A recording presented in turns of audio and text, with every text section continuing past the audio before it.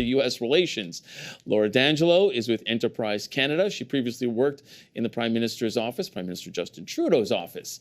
Rudy Husney is a political commentator, and he's a former Conservative leadership candidate and former Ontario NDP MPP Gurjit Singh. He's now Vice President at Crestview Strategies. He's also the brother of federal NDP leader Jagmeet Singh. Well, I know this isn't what we expected, folks, but here we are. And I think this is what we're going to deal with for maybe the next 4 years. Laura, start with you. If this is Prime Minister Trudeau and maybe somebody else on board, don't know if there's a cabinet minister, all of this unconfirmed.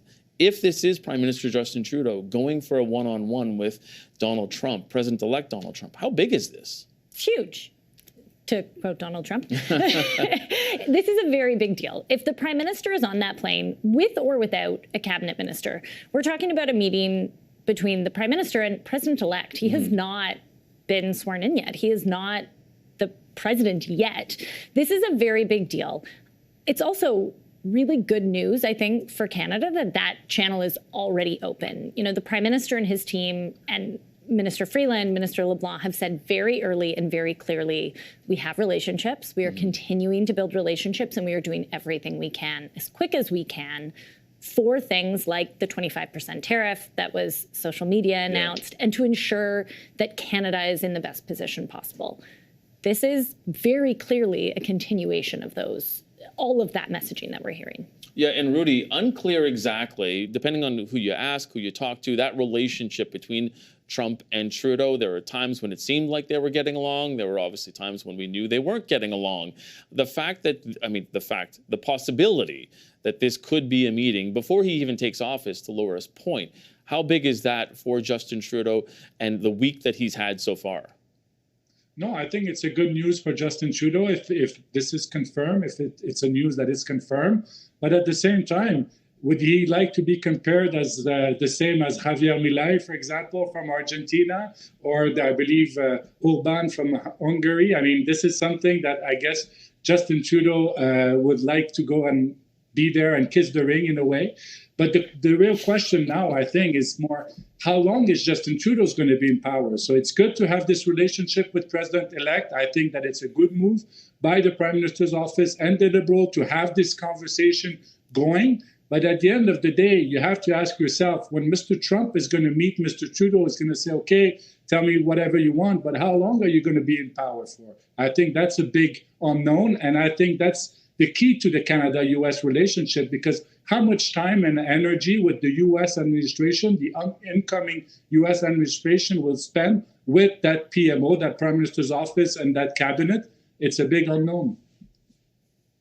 Yeah, and I'm going to go ahead and say 5:40 on a Friday, first time we said kiss the ring. Noted, Rudy. Appreciate that one.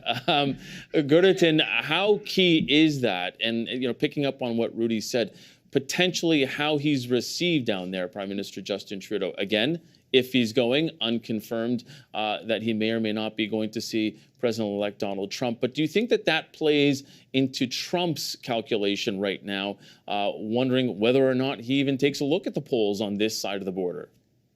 Well, I think what this really plays into is the fact that Liberals only act when the House is on fire.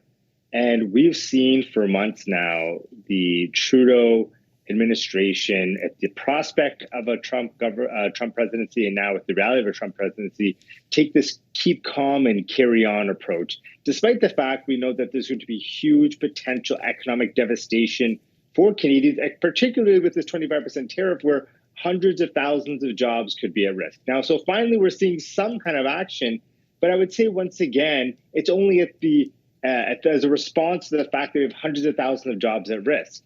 The reality is that we're still not seeing enough action from the Trudeau government. They should be striking a war room. They should be talking to unions.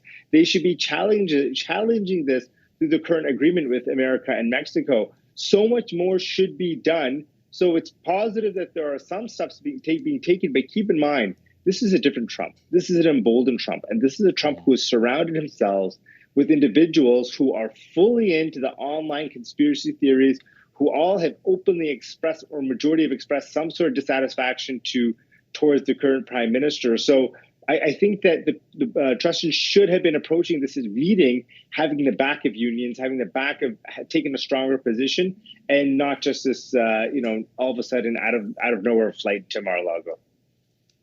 Yeah, Laura, we'll pick up on that just as I let viewers know that box that you're seeing in the lower corner of your screen right now is a shot of West Palm Beach, Florida, where we have tracked Prime Minister Justin Trudeau's plane. We are unclear as to whether or not he was on that plane and who may have been on that plane, but certainly the call letters indicate that would have been the Prime Minister's plane headed down to West Palm Beach, Florida, possibly again, and we only surmise this because that airport is the closest one to Mar-a-Lago, the home of Donald Trump. Picking up on what Gerdeton said, how important is it for the Prime Minister to be prepared for this? And I say that because if this is, let's say, a meeting with Donald Trump, he needs to come with facts, figures, and proof, doesn't he? Absolutely, he does. And I don't think it's fair to say the federal government hasn't been prepared for this or hasn't been planning for this. Everyone knew who the two candidates were. We knew that there was a chance for President Trump because we're not seeing that out in the open all the time, there's a lot of that work that happens behind closed doors. He has to be very prepared for this meeting if that's what is about to take place. And he has to be very prepared, not just for the impacts on Canada, but the impacts on the US. The Prime Minister has said very publicly, this is going to have a 25% tariff, has a huge impact on Americans as well as on Canadians. And he needs to be prepared to go down there and talk about that. He also needs to be prepared to go down there and talk about what he can accomplish before the Canadian election. I think to your point earlier, is President Trump looking at these polls? Is he looking at what's happening in Canada? He might not be, but I'm sure there are people on his team who are. And so it's going to be incumbent on this government to talk to that team about what they can and cannot do in the time they have. Rudy, do you think that the Prime Minister can go down there and make that case to Trump? Because we know he doesn't really have to call an election until October. That's the outside. And even then, I think one could make the argument he could probably push it a little further. It would be unpopular, but at this point, his popularity maybe doesn't form part of the calculation. But I guess to the point that Laura was saying, how important is it for him to say, all right, this is how much time I may have left in office. This is how much I can accomplish in that time. So let's keep working together. First of all, I disagree with Laura. I mean, Prime Minister Trudeau, this PMO, this team, the Liberal government wasn't ready for a Donald Trump election. And you know why?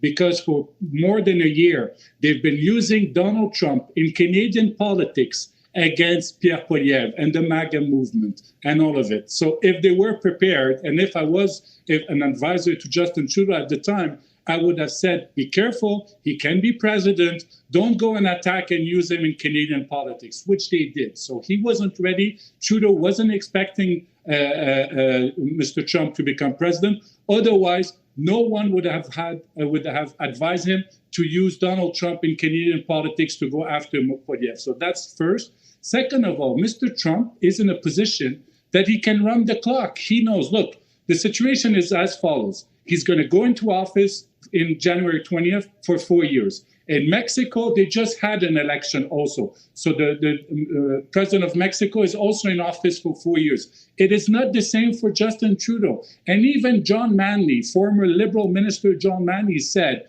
regardless if it's a Liberal or a Conservative Prime Minister, you need a strong mandate to be able to sit at the negotiating table against a president of the United States and also a president of Mexico who are going to be in office for 4 years. So that's the reality. And that also explains why a lot of premiers are like kind of in a difficult spot because they don't want to be part of Team Canada in a way because they say, hey, Justin Trudeau has been going after the oil sands, for example, in domestic Canadian politics. Do you expect Justin Trudeau tonight or tomorrow, if this meeting gets confirmed, to be a champion of the oil sands and talk to Donald Trump and say, hey, Canada, we're great for oil sands and security energy and we like Alberta? I mean, come on.